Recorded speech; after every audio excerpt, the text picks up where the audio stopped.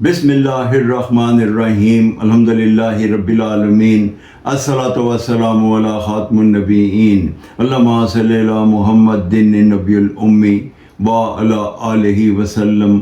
अस्सलामु अलैकुम व रहमतुल्लाहि व बरकातहू। मेरी आज की हदीस मुस्तदरक अल हाकिम 7639 नंबर।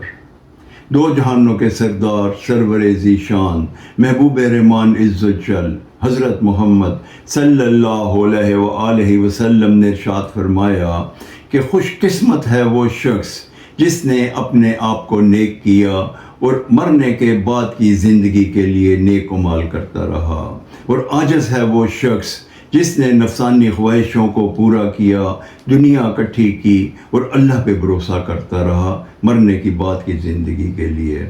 इस हदीस मुबारक का ये मफ़हूम है कि नबी पाक सल्लल्लाहु अलैहि वसल्लम ने हमें ये चीज़ वाज़े कर दी कि हमारा दीन जो है वो एक अमली दीन है। जैसा करोगे वैसा भरोगे के मुताबिक इसके ऊपर अमल करना चाहिए कि जैसा हम यहाँ करेंगे वैसा ही हमें आखिरत में मिलेगा।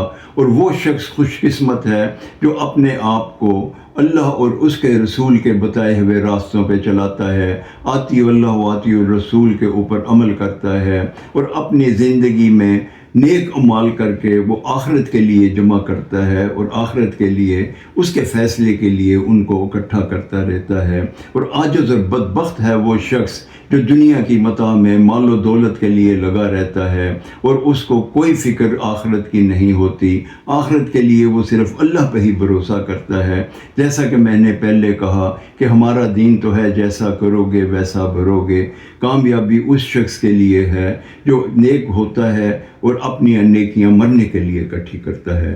अल्लाह ताला हमें उन लोगों में शामिल करे जो नेक काम करते हैं और नेक बनते हैं और अपनी नेकियां आखिरत के लिए इकट्ठी करते हैं। अस्सलामु अलैकुम व रहमतुल्लाहि व बरकातहू।